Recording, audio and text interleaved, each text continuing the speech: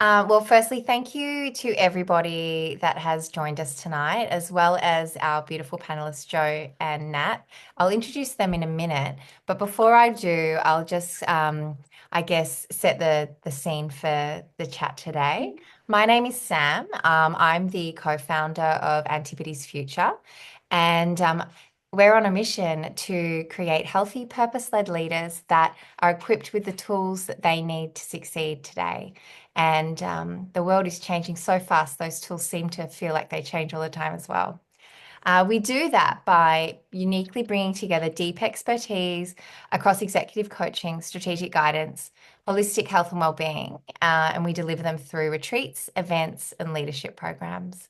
I'll talk more about a retreat that we have upcoming later on the call, but today, let's get stuck in because we are so lucky to have two of our collaborators here today in Nat and Joe, and they bring together such wealth of experience across health and wellness and executive coaching for the topic of work-life balance.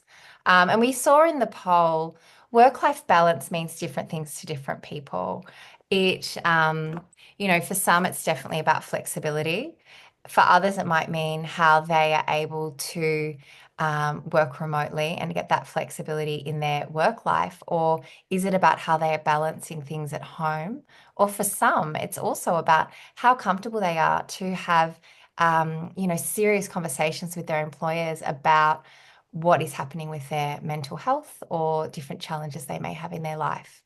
There was a study done by Employment Hero in 2024 with a sample size of over 1,000 Australians that looked at wellness. It's a wellness report. Interestingly, fully remote employees have a greater sense of work-life balance and are overall happier with their mental health compared to hybrid and on-site workers in this report. And also, there was 80% of baby boomers saying that they were happy with their overall mental health compared to 47% of Gen Zs. And those kind of figures make me think why, what is happening behind some of those figures. Um, because, I'm actually also a Gen Z. And, that you're at the pointy end of life at this point, aren't you? Depending on where you're at, the juggle is often very real with cost of living pressures, balancing family and life, potentially having young people in your care that you're having to juggle as well. I've also got two fur babies in the back that are extremely demanding. So let's dig in. I'd love to introduce to you Nat and Joe. So Dr. Nat Kringoudis is absolutely a superstar. She is the founder of Melbourne's number one women's health clinic called the Patagonia Tree. She is a sought after public speaker, podcast host. She helps women through having a deep care and focus on their hormones and health. And she understands what's happening inside our bodies. So when we think about work-life balance and how that might show up for somebody, Nat's a really great person and wealth of information to talk to about that. Welcome, Nat. Thank you so much. I'm excited to be here. And Jo is somebody I'm so excited to bring on today because she has such insights and warmth and character in everything that she does. She is the CEO of the Balance Institute. So when we talk about work-life balance, Jo is like really focused on this, right? This is her, corner of the market, and she does it so well. She's had over 400 women go through her leadership programs, and she's working with some of the top leaders in Australia today to help them with their executive coaching and capabilities. And she kind of is focusing on the holy grail of balance and living the dream by the sounds of it, right? So thank you so much, Jo, for being here with us today. Thanks for having me. Let's kick in. I'd love to hear from you. Do you believe work-life balance is a myth? Who wants to Who's go going first? You can go, Nat. I don't mind if you go first. I mean, I'm sitting here and I'm actually really thinking about it because so many times we've spoken about work-life balance, but I think it's actually about being adaptable and not the rigidity of it to me feels asphyxiating because it's just not achievable. And having said that, if I think about the balance, I'm always trying to figure out how can I Tetris, the all the things. But I think it's actually for me, after many years and teaching patients what I know, it really does come down to you being the priority, and everything then is better after that if you're prioritizing that. Now, whether that equates to work-life balance, I don't know. I don't feel like I never forget. I was once quoted and I said, the 8 by 8 by 8 rule: 8 hours of work, 8 hours of sleep, 8 hours of play. And I was like, gotten so much trouble. People are like, what planet is this woman living on? She doesn't understand the real world. I'm corporate. I work from 7 till 7. And I was like, well, it was a guide, B, something I think that is a good number that we can work towards, but obviously something that people really felt triggered by. And I feel like the people that were triggered by it were probably the ones that needed to hear it the most. So is work-life balance something that, in the way that we're talking about it or the way that we may perceive it, maybe not, but I still think it's something that we should strive to achieve in whatever that looks like for you, and figuring out how I need to be fluid in that. I can't have the same regimen every week, but I know that if I prioritize the things that are the most important, everything works. And that's what I strive to do. So I guess essentially it's I don't know, answer. But I do think that we should try and have some type of striving towards that. What do you think, Joe? I think, given I've structured my company around this and helping people find balance instead of burnout, which is where most senior executives are, I often say, with work-life balance usually comes a lot of the chat around we can have it all. Women want to have it all. But I have found, I guess, to what Nat said, that very often we haven't actually defined what our all is. So women are trying to, be the boss at work. They're trying to be, a 1950s housewife. They're trying to be, a badass in the bedroom. They're trying to look after themselves. They're trying to be a good daughter. And all of those things usually are often infused with so much conditioning. So we're doing a whole range of things that we don't actually want to be doing. We feel like we should, even though we would swear blue murder that we are doing what we want. There is so much under that. And I have found that the more you can actually work out who you really are and what you really want and give yourself permission to get that, then the balance that applies to you when you're truly living your authentic life is much easier to attain than all of the other crap that we're sitting with, where we have to do this or we have to do that. That is what I found is the key, is that you work out who you are, you work out what you truly want to give yourself permission to have it, and then you reconstruct your life in a way that gives you more of that.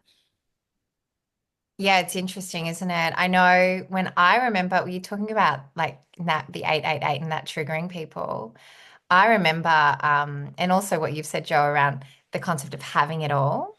I found 9 to 5, when people said people work 9 to 5, I found that concept or that just saying that made me angry. So I was like, who's working 9 to 5? Just shush about that, right?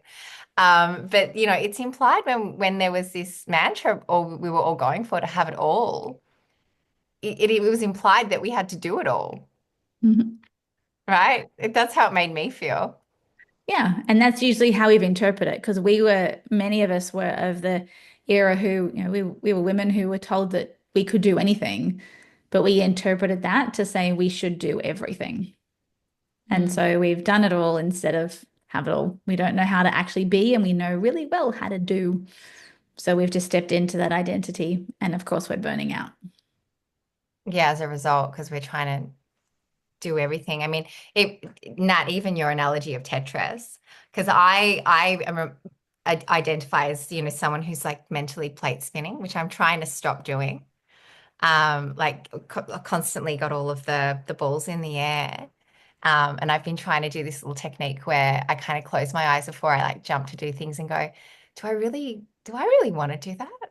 Like just even just that little thing. before I just dive in. So true. I think more and more I try and focus on things that are a resounding yes. And if they're not, then I need to really think about why I would be doing something and getting patients to do that too. But I'll tell you something really funny when we're talking about balance. This week I looked at my calendar and I was like, what is happening? Like, where did this happen? Like, it was just like back to back things. And then I actually looked at it and it was mostly my self care. I was like, hang on a minute. So it doesn't mean that balance is like it was overwhelmingly too much self care. Okay. Right. And I was like, I was ready to get angry at someone like, who did this? Like, who can I blame? Myself. That's who I can blame. So it's not that it's a balance of like work-life balance. Yeah, okay, but I'd gone the other way and I'd made everything else too much. And I think the main thing is being aware of that and being able to go, okay, well, that's too much. Like I don't actually know how that happened. And there's things that we try and prioritize at any point in time, but there was too much of the self-care and not enough of the other things that needed to happen. So it's constantly also because I would say at times I feel like I've got things fairly good, like fairly streamlined, feel like you're in it, you're doing it, you're on the wave, you're like, and then this week I looked and I'm like, too much for me and not enough work. Like it swung the other way. So it's very interesting, but the awareness is the thing I think that's really important, that when you can actually have the awareness and go, okay, that was too much. I'm not doing that again for a while. Like it's just another layer that you can add to go, okay, that didn't feel good either. Um, and we're in it, we're living it. Like just, like Joe, we're teaching people how to do this, but we're learning all the time as well. No one has all the answers. And I think that it can look like from the outside that people really do have it all figured out. And we're still just trying to figure it all out. And then all the iterations of what happens, there's a different version of you when you have small children as to when you have middle-aged children and high school children and how that fits in. And then there's just so many, and not everybody has children, but there's so many parts to the Tetris puzzle, to your point, that it is a constant reflection of, okay, hang on a minute, that was a lot. What do I do this next week to make sure that doesn't happen again? And being kind to ourselves in the process too is very important. Yeah, definitely. Joe, I'd love to also hear from you about what are some of the common misconceptions you see with your coaching clients around finding balance?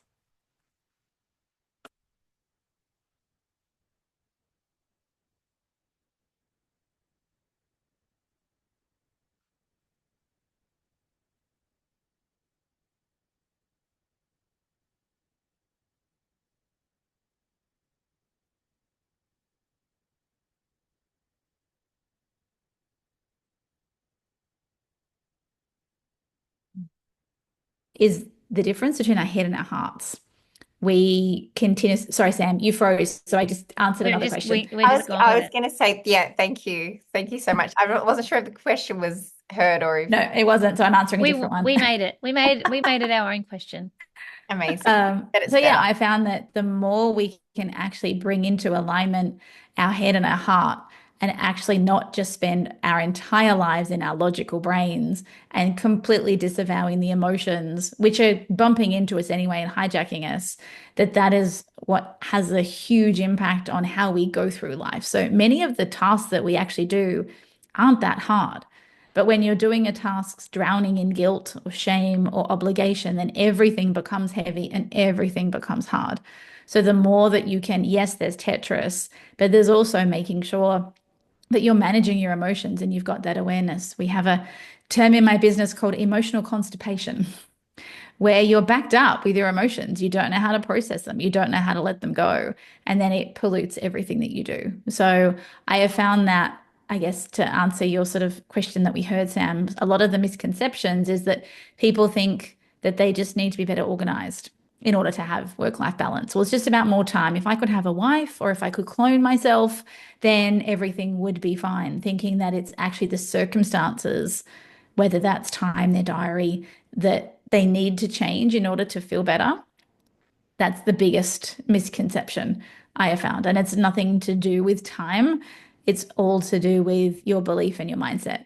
So the more, we have beliefs about time, and there's stories we tell ourselves, whether we don't have enough time or I have too much on, and we swim in those stories, and they take up so much energy and so much headspace and so much time. So I have definitely found that the more we're able to get that balance between our head and our heart, the more we can debunk some of those myths that we continuously see women step into. That really resonates around if I was just more organized. I can, yeah, even me, but also my husband as well. I definitely think that we forget the hidden energy drainer Mhm. that's happening in our body that's making us feel stretched, right? Around our emotions, which you've touched on really, really beautifully. Such an important distinction. Mhm. Nat, what are you seeing from a health perspective? Is there do you see hustle culture show up in the body in your clinic?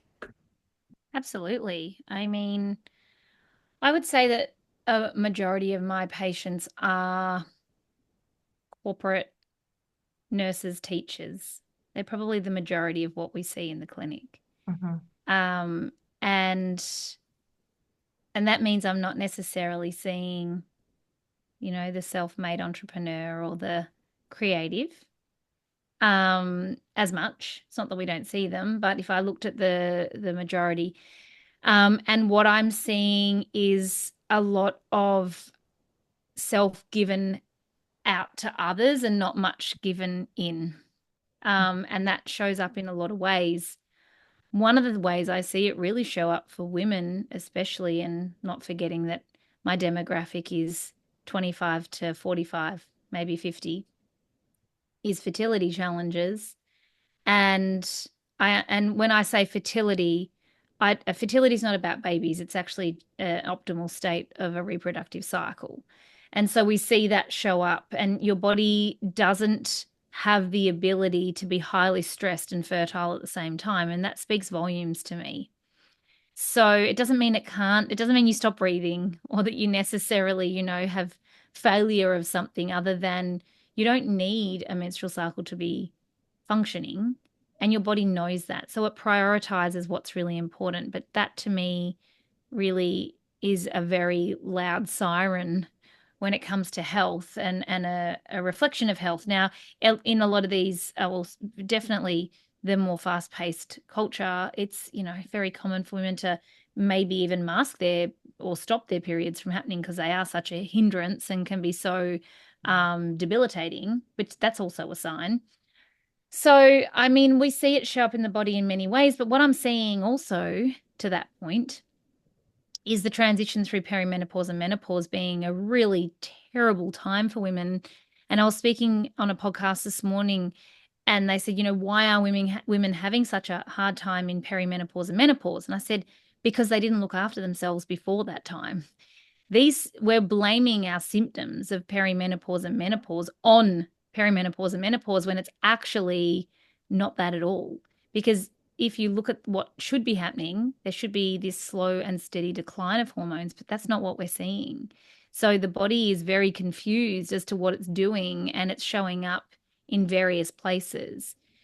It's always speaking to you. Your body's always speaking to you. So whether it shows up as fertility challenges or heavy periods or insomnia and total anxiety, it's still speaking to you. We're very good at turning off the warning signs because they don't feel nice. But yet again, our body's kind of leading us to the water, and we're willing to drink it. It's very much a sign of the times.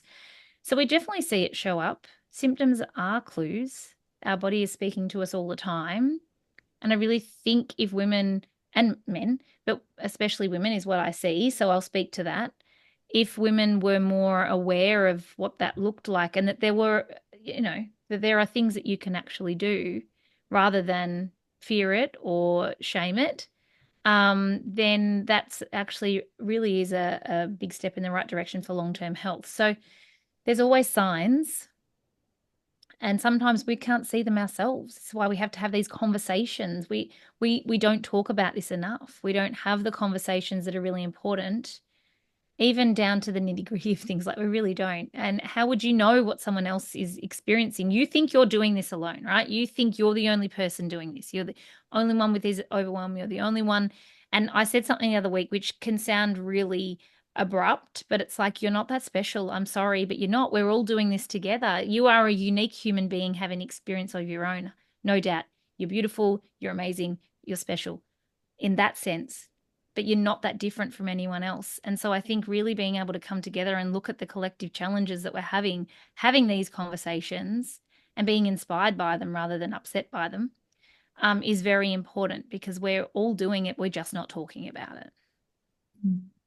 Yeah, I mean, so true. You touched on taking care of yourself in perimenopause and menopause, or people aren't taking care of themselves. That's why these symptoms are so much more severe. You get that sharper hormone drop off. Well, what should we be doing so that that doesn't happen?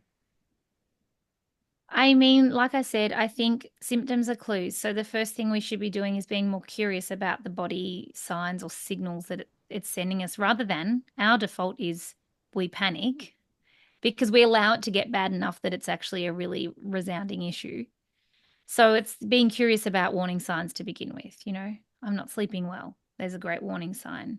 I've got pain. There's a great warning sign. Headaches, PMS, night sweats. Like, what are the warning signs before it gets to a point where it is a problem?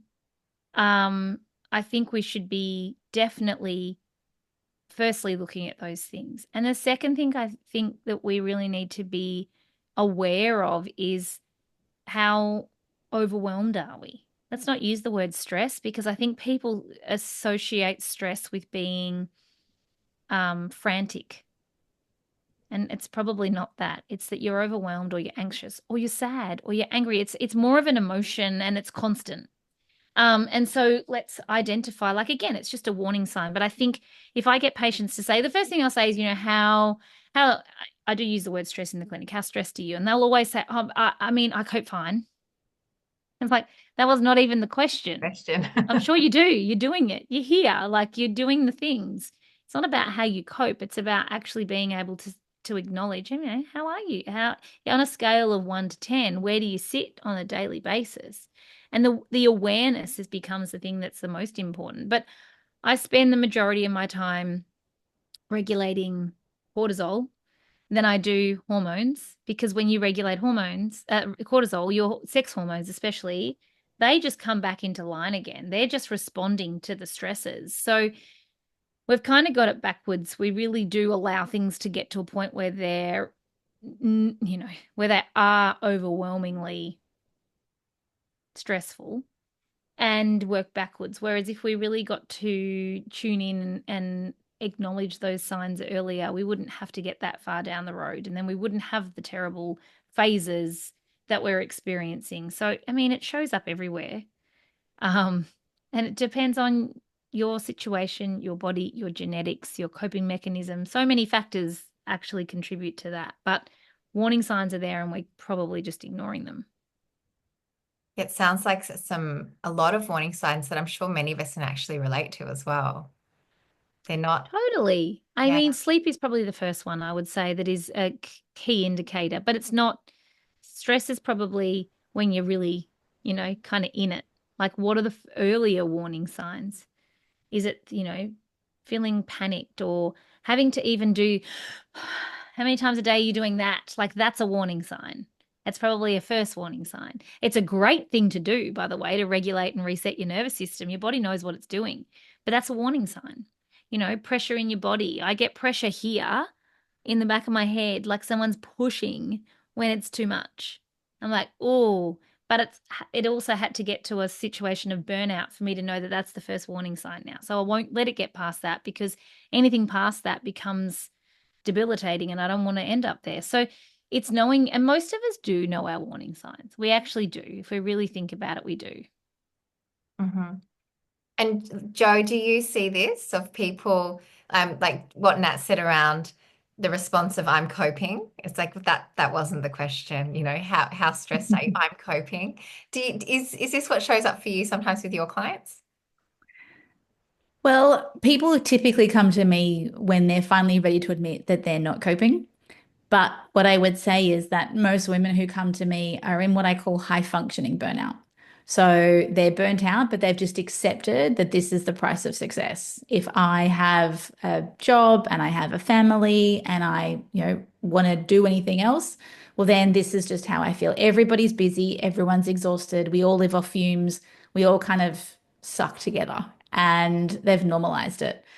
And what I find has to happen is they have to learn to slow down long enough to actually tune in to their bodies because their body's screaming at them. To Nat's point, usually it's through pain, whether it's through, like you said, sleep, hormones. Most people who come to me, I'd say 95% aren't sleeping very well. Most are in some form of physical discomfort, whether it's chest pain, heart palpitations, a whole range of symptoms, but they've normalized it because they don't give themselves permission to actually take care of themselves because they've got these outdated beliefs that they have to take care of everyone else first. And only once the kids are all done, my inbox is empty, dinner's served and cleaned up, and everyone's in bed, then I'll put myself into the doctor. Oh, wait, they're closed. I'll try again tomorrow. And then they hold that thought in their head for weeks and weeks and weeks because they can never get there. So there has to be a lot of mindset work done at the same time, I find, as the health stuff, because absolutely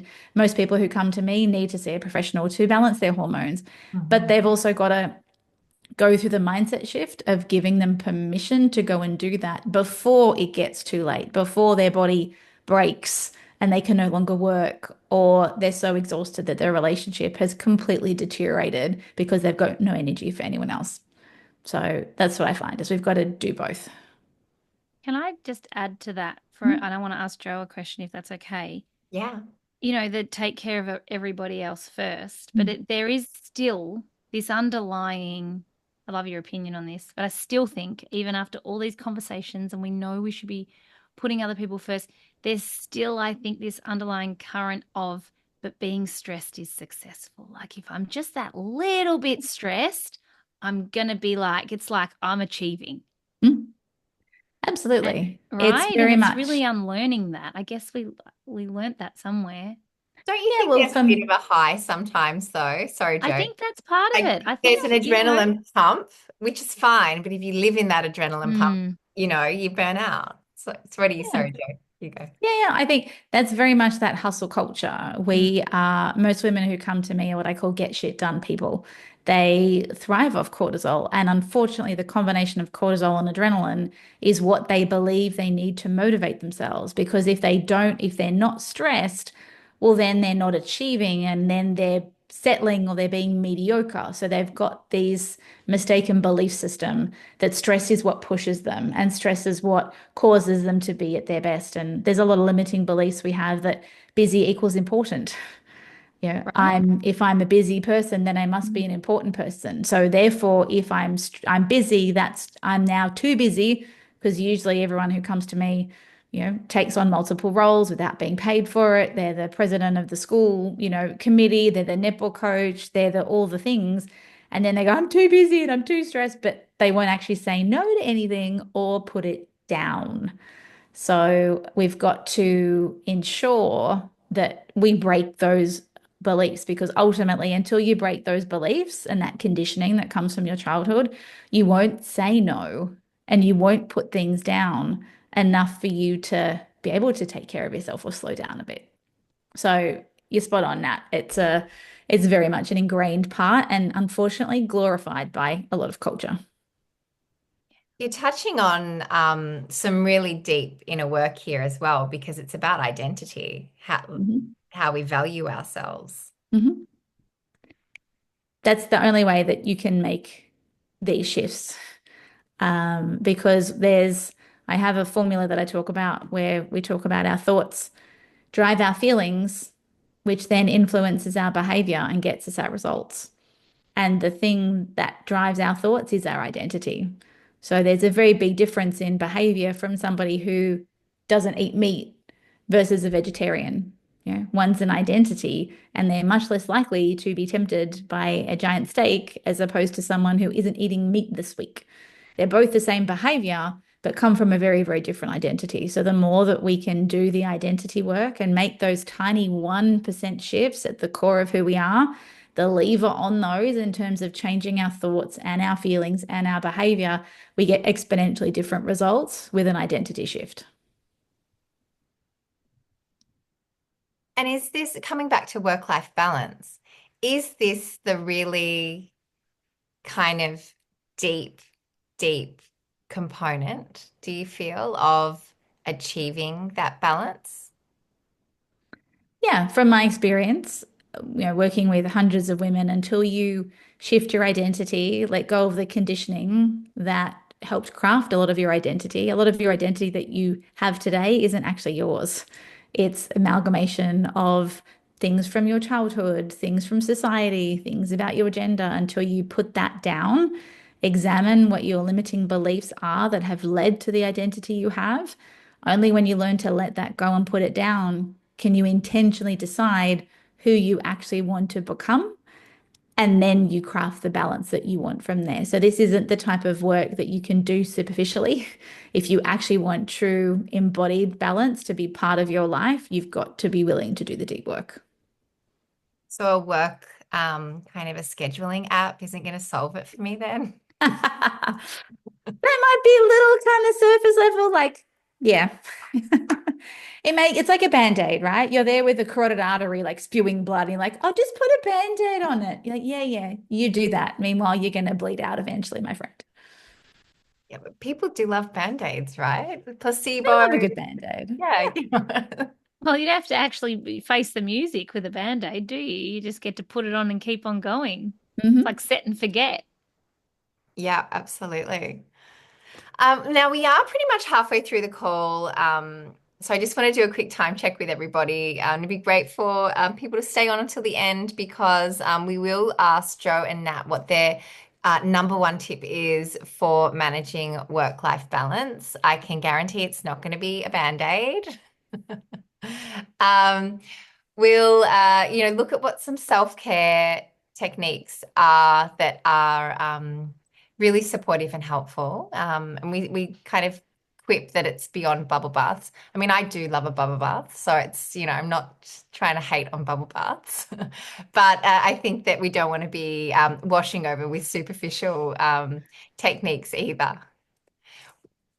And at the end, we would love to share a special offer that we have for one of our retreats that we have coming up. And if you love hearing from Nat and Joe, then you'll absolutely love the concept of the retreat, because these experts will be there, and you can think of them as your personal advisory board, sharing their wisdom and also doing some targeted sessions to help you align your health, career, and personal aspirations.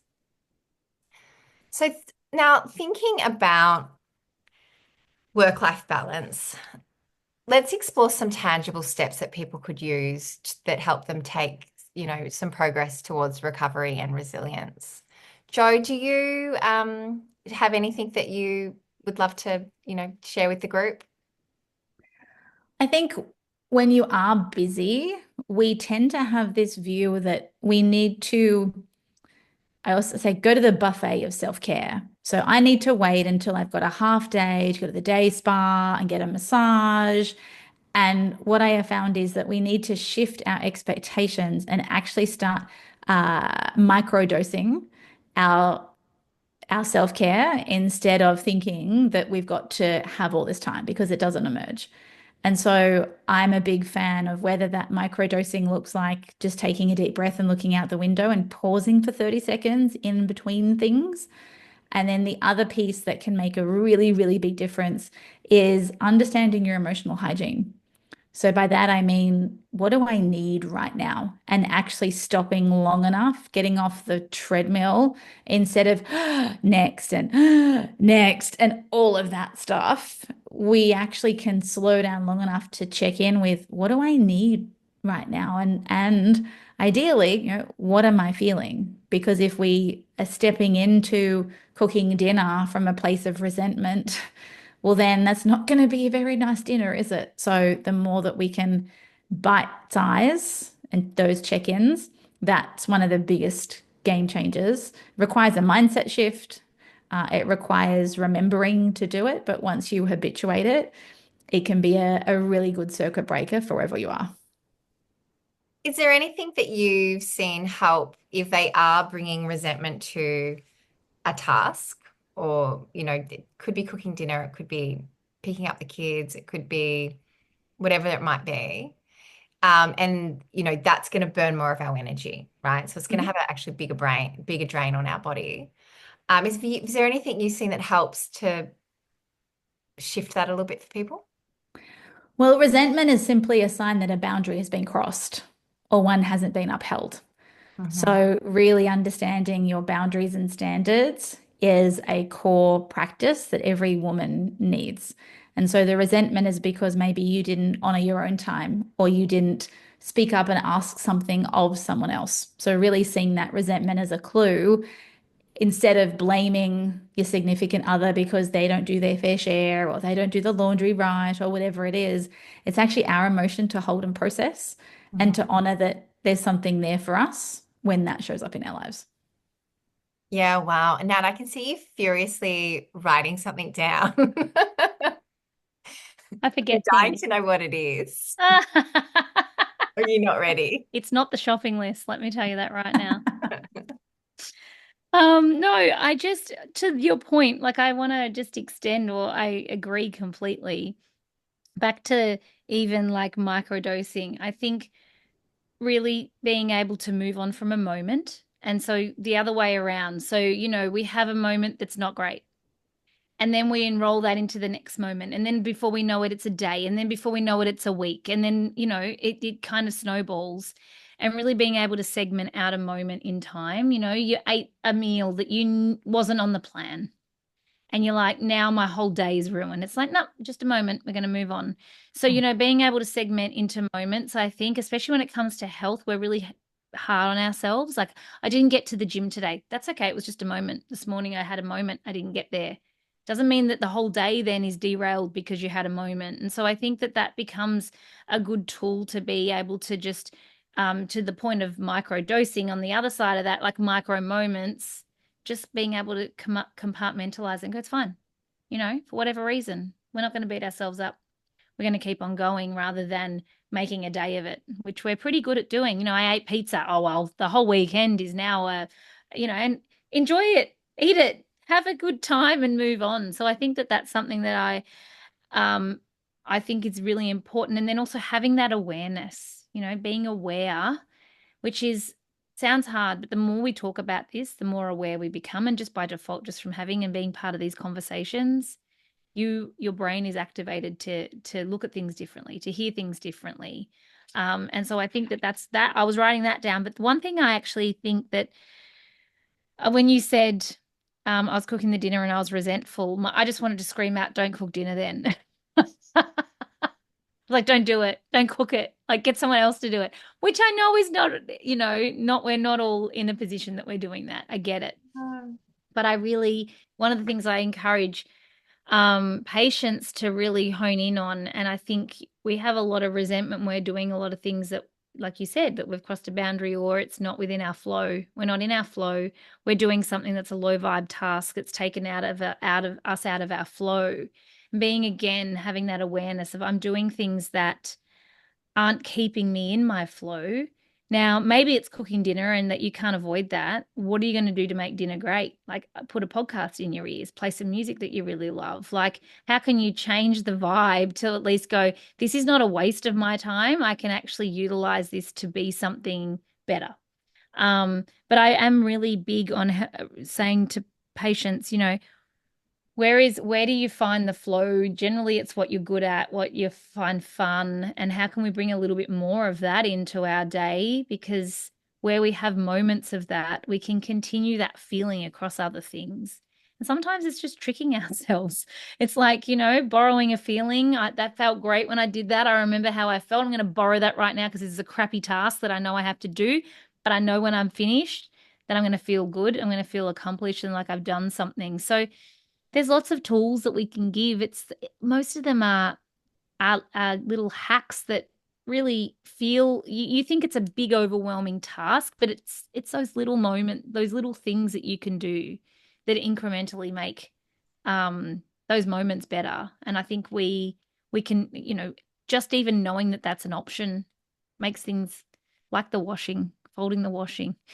I don't like doing it. I don't like doing it at all, so I actually outsource it to my husband. But I know not everyone's husbands are going to want to fold the laundry. Mine is a unicorn in some respects. So it's really becoming aware of these things, though, I think that makes a difference, and trying to work smarter and not harder and in your flow. Yes, so much good advice. I mean, becoming more aware, having conversations like this for a start is definitely Yes. such a great way to start thinking about what brings you down. I mean, I do think I love the idea of shifting your mindset around a task that is you're dreading for whatever reason and trying to find the silver lining or the light in it. The other thing that I've often thought is, you know, what happens if I stop doing that? Probably nothing. Right? So like with the washing, you know, can it pile up for another day? Yeah. Like that's We just okay. don't fold laundry. I've decided it doesn't matter. I don't Right? I iron. mean, No whining. no No whining. ironing. Don't fold anything. Well, Smarter, you not know, harder. that's progression, right? I mean, I think that a lot of us would have had mothers or grandmothers that were ironing underwear. And socks and sheets and all of it. Yeah. That's And concerning. stringing the beans and like all the things I think about that I watch. I was like, you know, that there's a hack for that. But I think some of this is also we're kind of stuck in like what we saw and where we're at, like when what the example was that our mothers or our grandmothers provided us, and then where we're at now. And I think some of it's also asking our partner or whoever it is for what we want or need. Like we're still not good at that. Like, can I leave my favorite line with my husband? You can borrow it, anyone listening. Can I leave that Writing it with you? down. Can I leave that with you? And can you leave? Of course you can leave that with me. Okay. And then I walk off. It's like the best line ever. Can I leave that with you? Would Are that you be tricking okay? him into thinking that he's just gotten a It's his gift? idea now. Can I leave that with you? Would that be all right? Yes, of course you can. Because they want a problem solved. So it's like, let's give them the problems to solve. Can I leave it with you? Yeah, okay. Okay, bye. I mean, I'm going to have to try this. But I do think we need to ask for what we want. We're not good at necessarily doing that because we're used to bearing the weight of the world on our shoulders. And it might even just be recognizing, you know, where there's patterns or things that really trigger us. It's like having those conversations outside of that time and being able to say, hey, I need you to tell me X. I need you to tell me it's going to be okay, even if you don't believe it, or I need you to be able to remind me of whatever. It's asking for what we want rather than having to carry all of that on our own as well. Yeah, absolutely. I've started to think about in an effort to be a better communicator and not have my boundaries crossed as often. I'm going to out myself right now as somebody with pretty bad boundaries. I'm working on it though. Trying to communicate, I guess, how I'm feeling as opposed to how I'm feeling about the person, if that makes sense. You know, and what I should have done differently for that not to have happened. It's a work in progress. I'll have to give you guys updates. I mean, it's always easier outside of, I find it easier to be able to help other people navigate that. But when you bring it into the family home, I'm like sometimes they're like nothing's making sense. I'm like, what are these words that are coming out of my mouth? But you can do it outside of that. Um, I think sometimes it's actually just taking a breath and not responding and composing yourself and then being able to, you know, have that moment to collect yourself. Joe, I'm sure boundaries come up for you, not personally, it's not in your practice a lot, in the Balance Institute. Do you have any advice around that as people try to, you know, maintain boundaries? Maybe they've not been graded in the past. Yeah, well, when it comes to boundaries, and I'm human, so I always have to work on my boundaries. Any coach that says they've got boundaries or emotions or nailed, they're lying, because there's always another layer. We're like onions and we continue to peel them back. I found an insight that really changed boundaries for me relates actually to our standards. And that's that if we have a particular standard for how we eat or how we take care of ourselves, the only way that a boundary will stick is when a boundary aligns with our standards. And what tends to happen is that we try to hold a boundary here, and that might be a boundary for how I value my time, or it might be a boundary for how someone can talk to me. But my standard of how I honor my own time or how I talk to myself is down here. Then this boundary will fall to the level of your standards. Wow. And so rather than working on your boundaries, you actually have to work on your standards. So when you look to elevate your standards, then those boundaries become much, much easier to hold because they've now got something to fall back on. So when someone pushes on your boundary, you're like, no, I don't work on weekends, as an example. That's a boundary that many people try to hold, and many women outsource their boundaries to their employer. They get mad at their boss for contacting them out of hours, or they get mad at their husband for doing something, or they get mad at their mum. And that's just a way of protecting ourselves and actually continuing to lower our boundaries. So the more we can really understand our standards and the more that we can look to elevate them, which is more of that deep work, the easier boundaries get. Yeah, you're touching on some very interesting aspects. I mean, the holding it here and it coming back down, that's a real aha moment, I think. But the outsourcing it, I mean, in many ways, a lot of us probably have grown up not thinking that we set our boundaries, but it is dictated by the people within our environment. Yeah, because that's our conditioning. That's often our good girl conditioning. We as women are often taught to be very conscious of what others think. We don't want to rock the boat. We have to be nice. We have to be kind. And so we're programmed to put a lot of our attention on other people instead of ourselves. This is why we often abandon ourselves, because we're so focused on everyone else, which is where our perfectionism and comparison and people-pleasing tendencies all come in.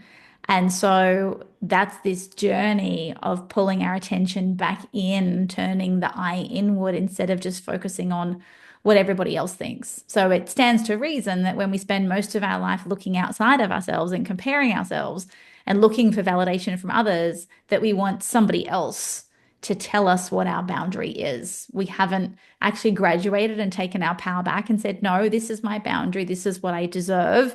This is what's true for me. And we can then uphold it. So if you're looking for permission from an employer or a partner to do something, to hold a boundary, to invest in yourself, to say yes, we then just hold so much resentment instead of taking our power back. It's just one of the many ways we leak our power. Yeah, wow. The concept of permission is a deep one as well, to feel as if somebody needs to tell us that it's okay. Yeah, that's all our conditioning. So we have spent our lives looking for others to tell us what we can do, how we dress. I'm sure Nat, how we take care of our bodies, how we think, how we feel. So yeah, we've got to reclaim that. We almost need a ceremony of girls to say at some point, okay, stop asking everybody else's opinion and start looking for your own. Yeah, work on your boundaries and your inner voice, and then you won't need other people's opinions to say it's okay. Yep. And I'm sure you see this in your practice, Nat, with, I see this show up in people's bodies all the time. 100%. I totally agree. I think we rely on other people to tell us how we're feeling or how they think we're feeling when we're the ones feeling it. And we're really disconnected from that part of ourselves that we have this inner voice that really does guide us. Or if not, at the very least, like I said at the beginning, our symptoms guide us. But we're so frightened of where there's a lot of fear in health, unfortunately. It's just the way the system's skewed. And, let's call a spade a spade. I think it's actually skewed that way because it's designed to look after everybody, but it's really looking after the people that aren't valuing their health. But we all need to conform to what that looks like. And so therefore you're getting advice or consultation or treatment based on that person that doesn't care. where you actually care. So that's really confronting, which means that you need to do the work. You need to do the self-exploration. You need to do the research when it comes to, rather than just be told, this is what you're going to do. And that doesn't mean that sometimes, I mean, every situation is different, and this is certainly not medical advice, but I do really think that exploration of self is very important in these scenarios where you're told to do something, but there's a resounding no inside and you do it anyway, and then it ends up being a disaster. And I think we can all probably relate to something along those lines where you've done something because you were told to do it. So this is why it's so important to read the signs and so important to listen to your body, because your doctor always has your best interest at heart, but the tools that they have may not actually be, they're using medicine, and sometimes it's not about medicine. Sometimes it's about your terrible lifestyle that needs to be adjusted. So there's so many moving parts to this, but I really think empowering women, especially, because again, that's what I see, to understand those signals, and really be able to navigate this for themselves. So, advocate for themselves becomes really important. And we've lost that connection for lots of reasons. I could talk about that for hours. I mean, the thing that comes to mind is connecting with our intuition and trusting that. Is that something that you both would, I guess, help your patients and clients do? I mean, yeah, I want to become irrelevant in my patient's life. I don't want to be there every step of the way having to tell them what the next thing to do. How do I teach them to tap into that? And when you're unwell, it's hard to do that. So let's be honest, this is where you do need to ask. I think at any point in time, whether it's business, coaching, whatever, like, I mean, I have coaches that help me in various areas, because I think if we think about it, we've always had someone there, whether it's a school teacher, a university lecturer, a manager, and then all of a sudden, especially for entrepreneurs, you're out in the big wild world and you're trying to figure it out and you've got nobody there helping you to navigate it. That's fine. If you want it to take 3 times as long and make 700 mistakes on the way, that's fine. The same with your health. Like, you can figure it out, a lot of trial and error. And I encourage a bit of trial and error too. Like, don't get me wrong, as long as it's not dangerous. But we've always had people there that are kind of like in our corner, just like, making sure that we're kind of staying somewhere on the path. So I am like, I'm very much a big advocate for who are the people in my corner. I call them the cheer squad. Who's my cheer squad? Who's cheering me on? The person. And if your health provider, your doctor, your health coach, whoever it is, even your business coach, if they're not there with the streamers that are like, whoa, then they're not your person. Like, that's okay. Not everyone's for everyone. You go and find the next person. But I really do think finding these people that can help you do that is such a powerful thing that you can do to really step in and claim that, do away with all the rest, and then you get to tap into your intuition, because it's not clouded anymore. You're quite clear on what you need to do next. But we've all got it. We've all got the intuition's there, that gut feeling's there. Like I said, you've made a bad decision, especially when it comes to, I don't want to use the word bad, but you've made a decision in health that you're like, ugh, kind of knew at the time I shouldn't do it, but I kind of did it because I didn't know what else to do. And then I did it. And now it's like the worst thing I could have done, because the intuition was gone against. But it is hard in those situations where there's a lot of overwhelm. So you've got it there already. You can all relate to we've all been there. So tapping into that, and what a nice thing to tap into your flow, to really be able to trust that and go, you know what, I'm always guided. I'm always guided. Like, I don't even have to worry, but I do need to actually be proactive to be guided. It's not, I say to my daughter, she says to me, I don't understand. You always tell me to have a positive mindset and I can do anything. And I go into these exams and I did this exam and it was terrible. And I said, yeah, but you didn't do any work for it. Whereas your basketball, you invest hours every week. You're at training 3 times a week. You play 3 games a week. You can expect to be great. You can tap into that flow. Because you've done the work. So I think a lot of the time when we haven't really spent time doing that and we just hope for the best, we're let down because we actually haven't done anything around it. So I think it's the same thing when it comes to all of this. It's like, we do have to do a little bit of work. We do have to really be able to bring it in and be able to, spend some time, but the rewards of that are really fruitful at the same time. Yeah, doing the work. That's the somewhat scary Yeah, concept unfortunately. at time, right? Joe, do you ever get any I guess, trepidation from people with the concept of needing to do the work? I think everyone's a little bit scared of what they're going to find. There's this like, oh, you mean it's going to hurt? We just want life to be easy. Mm, But there's also usually an inner knowing that people are made for more and there must be more than this because that's the comment I get so often. I've got the financial success, I've got the career where it is, I've got the kids, I've got the house, I've got the white picket fence, but something's missing. And that's that little voice inside them, which is their intuition, which is telling them that they need to make some changes. So a lot of people are afraid they have to blow up their life or quit their jobs or leave their partner or leave town and go and open an antique store in the country in order to find happiness and fulfillment. Yeah. But when you're a high achiever, that's never going to work because you, as they say, no matter where you are, there you are. So it's an opportunity for people to really step into it. And I don't know anybody who starts this journey who ever regrets it. Some people are ready. Some people need a crisis or a health crisis or something to force them to do the work. It takes a special person to voluntarily step into this, but that's the work of intuition. It's guiding us whether we know it or not. And yeah, I've worked with hundreds and hundreds of women, just like I'm sure with Nat, anyone who focuses on their health and has more energy and feels better, anyone who can find more calm and peace and confidence.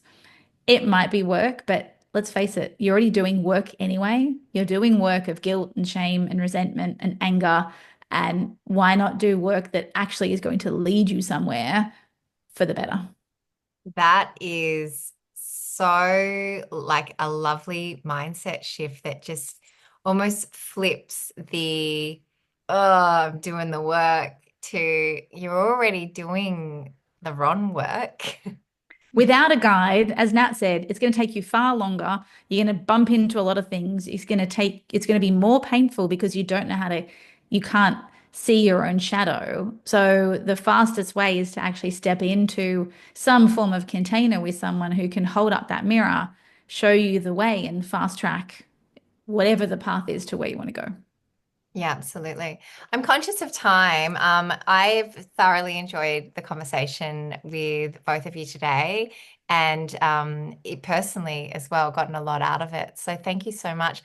I want to open it up for any questions we might have, and then I would like to circle back to both Nat and Joe for you to provide that one key tip that you would love to share for people, trying to achieve work-life balance. But please, anyone on the call, if you do have any questions that you have been toying with, feel free to shoot them across. We have one here. Joe, in your experience leading high performing teams, how do we shift from a culture that glorifies overwork to one that truly values sustainability and well-being without compromising ambition or results? Great Got one question. for you, Nat. And a lot of this comes down to your definition of ambition and results, because that I guess that's an indication of the you have to work really hard for success and you have to put in the hours. And unfortunately, corporate culture was built by men. And that doesn't really align to how females can often work. We have a whole side of us, our feminine energy, our emotions, our superpowers, our intuition that the corporate world doesn't value. And so I have found that the more women who can really step more into their feminine power, who can use their intuition, who can communicate their emotions in a powerful way, not in a, oh, I'm weak in a puddle and I'm going to cry in every meeting type way. But the more women we can get who can embody this sort of fierce feminine leadership, the more role models we have, the more we're able to really kind of have that beautiful positive contagion effect and prove that you can actually get better results when you live more in alignment. I mean, I've worked with CEOs who are leading very, very high profile companies, and they are now working less than they were 4 years ago. Obviously, they're earning a lot more money. They're having a huge impact because they're following their intuition. They are present with their families. They show up without all the emotional constipation and all the meaning making of things. So they're clearer and they're cleaner. And the more we can see those examples and they put those women on a pedestal, not because, they bake cupcakes every morning with their children, but because they're unapologetic in who they are and what they want. Yeah, that's really good advice. Nat, I've got one for you here. Now, we often talk about stress and burnout as mental or emotional states, but what are the most important physical or hormonal signs women tend to overlook, and how can we start tuning into them earlier? Yeah, that's a great question. I think symptoms, like I said, are clues, and I guess anything um, that's showing up for you, stress speeds up everything. It exacerbates everything. So whether it's acne, eczema, psoriasis, or heavy periods, period pain, headaches, PMS, like all of these things are exacerbated by stress. And you're right, we talk about mental or emotional stress, but that will have a flow-on effect to physical presentation. So it's going to vary for everybody. I guess also a lot of hormonal issues are cyclic. You see it at certain times, and there it is again the next month, and there it is again the next month. We probably can associate hormonal changes with hormones, but we probably don't associate it with stress. And I spend far more time, like I said, addressing stress, which has a downstream effect to your hormone health, than I do sorting out the hormones first and then sorting out the stress, because the stress is the cause. So even for patients where they might, come in and they're having treatment for PMS, let's say, I can fix the PMS. But if I don't fix the feeder, which is stress, they're going to be back there in 6 months' time. And I don't want that, because I don't want them to be like, well, I saw Nat Kringoudis and it kind of worked temporarily, but then I'm back here again. So there's layers to how we treat this. It's, we treat the physical presentation first, but then we treat the actual root cause of it secondly, so that we're not back here again later. But I do find for women who are the overachievers, who are the type A, I need to keep them on a maintenance. There is no other way. I'm like, I need you coming in. Unless you want to feel the rest of those symptoms, you need to commit to being here. Unless there's some type of big crisis, then that's different. Like to Joe's point, like if there's actually that turning point, I've got to do better. Otherwise, there's a dire situation.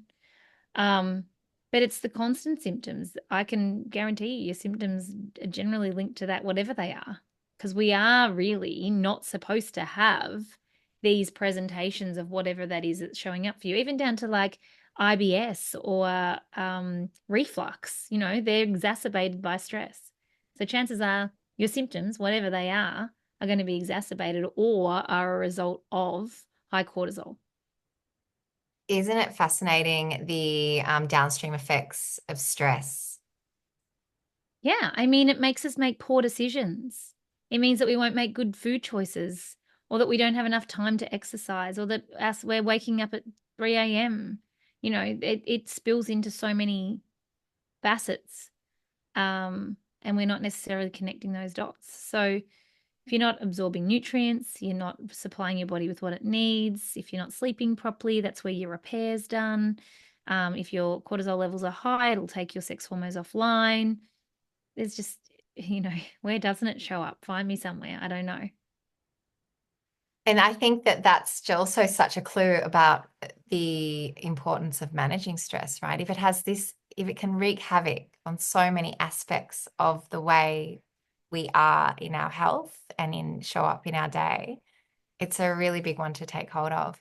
I'm conscious of time. I know we've gone a little bit over. I still want to hear those tips from both of you. Before I dig into that, I just want to share a little bit of information about a retreat that we have in May with the fabulous Nat and Joe. So if aligning your health, career, and personal aspirations appeals to you, and in the types of way that we've been talking about today, thinking about getting a handle on maybe your stress or hormones, or thinking about maybe some of your held beliefs that are holding you back from achieving what you want in life or achieving your work-life balance, then check out our retreat. It's 2 nights at the beautiful Sun Ranch in Byron Bay Hinterland. It's a really luxurious property, and we have the whole space to ourselves. We'll be doing beautiful panel discussions, as well as having a keynote from Joe. Joe and Nat will be available as well at the retreat. So it won't all be structure. There'll be time for downtime and for enjoying the gorgeous property, as well as exploring some of the wellness activities on offer. There is yoga. We have a sauna and ice bath. We'll do breath work and bushwalks and pool activities. So lots to explore. Everybody that has registered for this conversation, or the panel conversation, is eligible for a special offer, and that offer is exclusive one-on-one time with the experts. That is valued at over $2,000, and other retreat guests will not have access to. So we'll be sending out an email after this session. It'll include the recording of the panel today, but also information about the offer. And lastly, so Nat and Joe, one takeaway. What's the key one you'd love to be hitting everyone over the head with when they want to achieve work-life balance? Go, Joe. Just one. I would say the biggest one is to learn to pause. If you can just learn to stop and check in with where you're at or what's going on in your body or for a symptom, then it sounds really simple, but we like to overcomplicate things. Everything I teach is really simple, and it's actually harder for people to implement than you think. Right. So good. I'm toying between two, but I'll have to choose one. So I think it's probably spending time with like-minded people that are kind of on the same page as you, or that you aspire to be. I know that, I've tried so many times to try and figure this out. And what I did was actually found someone who had already figured it out and then spent time with them, because the people that we spend time with, we become more like. So I think it's, scouting out those people that I admire and I want to be more like, and spending time with them to be able to learn from them and really feed off what they put out into the world. So I think spending time with people that are going to take me there, rather than spending time with people that are going to potentially be a drain on my energy. Yeah, both such good advice. Learning to stop and finding the what you want to move towards, almost, if I'm gonna kind of summarize. Well, that takes us to the end of the session. I am so, so grateful for your time and your insights and wisdom and the candid conversation today, because it was really fun and insightful. That's it for today. And I really appreciate everybody spending time with us. Bye. Thank you so much. Bye. Bye.